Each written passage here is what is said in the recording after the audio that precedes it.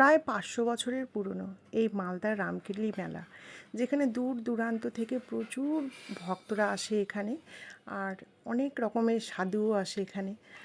আজ চলে এলাম রামকেলি মেলা দেখতে। তো দেখো, আমাদেরকে টোটো অনেকটা দূরে নামিয়ে দিয়েছে, সুস্তানি মোড় থেকে একদম যে রাস্তাটা গৌড়ের দিকে গেল, আর এই গৌড়েই হচ্ছে রামকেলি মেলাটা হয়। এই দেখো, লাভু মন্ডল, লাভু মন্ডল আপনার বাড়ির লোক আপনাকে খোঁজাখুঁজি করেছে। লাভু মন্ডল আপনার বাড়ির লোক আপনাকে মেন গেটে খোঁজাখুঁজি করছে। আপনি মেন গেটে চলে আসুন। কিন্তু টোটো আমাদেরকে নামিয়ে দিয়েছে, কিছু করার নেই।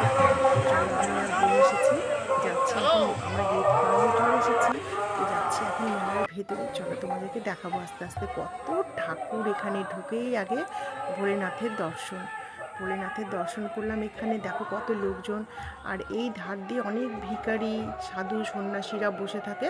তাদেরকে সবাই চাল ডাল আলু পয়সা যে যেরকম পারে সবাই এখানে দান করে। এরা তো এই সমস্ত দিয়ে এদের মানে চলে আর কি। তো এখানে সবাই ইচ্ছে মতো যে যেরকমভাবে পারে দান করে, কেউ ফল দেয়, কেউ চাল দেয়, এরকম। তা আমরা চলে এসেছি একদম মন্দিরের কাছাকাছি। আর এখানে দেখো এত সুন্দর শ্রী চৈতন্য, আর এখানে একজন কালী সেজে দাঁড়িয়ে আছে। দেখো, মনে হচ্ছে একদম স্বয়ং মা কালী। এত সুন্দর সেজেছে, আমার ভীষণ ভালো লেগেছে এই জিনিসটা দেখতে। আর এখানে তো শ্রী চৈতন্যর পায়ের ছাপ আছে। তো চলো, এইটা তো এখানে লিখে রেখেছে। তো চলো, এই ছোট্ট একটা মন্দিরের ভিতরে এই যে শ্রী চৈতন্যর পায়ের ছাপ, আর ওনার যে তখনকার সময়কার ছবি এখানে একটা কিন্তু আছে। এই যে সেই ছবি, এত সুন্দর। এখানে আসলে মনটা খুব ভালো হয়ে যায়। এখানে প্রচুর মন্দির আছে, আমরা একটা করে সব মন্দির দর্শন করবো। আর তোমাদেরকে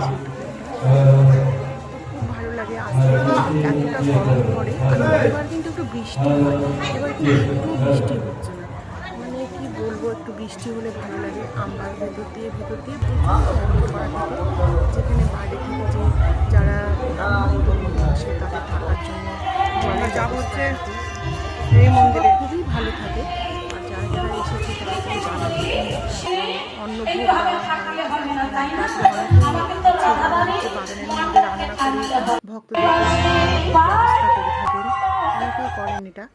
আর এই যে এটাই হচ্ছে আমাদের মেন মন্দির, যেটা হচ্ছে 500 বছরেরও বেশি পুরনো। বিগ্রহ এখানে আছে, রাধাকৃষ্ণের বিগ্রহ। দেখো এত সুন্দর, আজকে খুব সুন্দর করে সাজিয়েছে, সোনার মুকুট পরে আছে, সাজসজ্জা খুবই সুন্দর। এখানে লক্ষ লক্ষ দর্শনার্থী আসে, যেটা বলার কোনো অবকাশ রাখে না। আর এখানে কীর্তন এরকম কীর্তন কিন্তু যে কটা দিন পুজো হবে সে কটা দিন কিন্তু এইভাবে কীর্তনটা চলবে। 3 দিন তো কীর্তন হবে। আর এই কীর্তনটা শুধু এক জায়গায় না, অনেক জায়গায় হয়। এখন রান্নাবান্না চলছে, এগুলো সমস্ত ভোগ সবাইকে মানে প্রসাদ সবাইকে দেওয়া হবে। এই মন্দিরটা খুব সুন্দর মন্দির, অজস্র মন্দির আছে যেগুলো দেখে শেষ করা যায় না। আমরা একটু চলে এসেছি পুকুরের পাড়ে, প্রচণ্ড গরম লাগছে, মানে এত ভিড় হয়ে গেছে এই সময়টা। ভাবছি একটু সন্ধ্যাবেলা হলেই আমরা এখান থেকে বেরোবো। তো পুকুরের ধারে এসেছি, খুব ভালো লাগছে, অনেকে স্নান করছে। তারপরে এখন হয়তো এই পুকুরের ধারে হয়তো একটা কিছু হবে, যার জন্য সাজসজ্জা মানে সাজাচ্ছে জায়গাটাকে। আমরা চলে এসেছি আবার মেলার মধ্যে, একটু জিনিসপত্র দেখছি। এখন সন্ধে হয়ে গেছে, তো একটু পরে আমরা চলে যাব মেলা দেখতে দেখতে। আস্তে আস্তে আমরা চলে যাব, কারণ আর থাকতে পারছি না, এতটা গরম।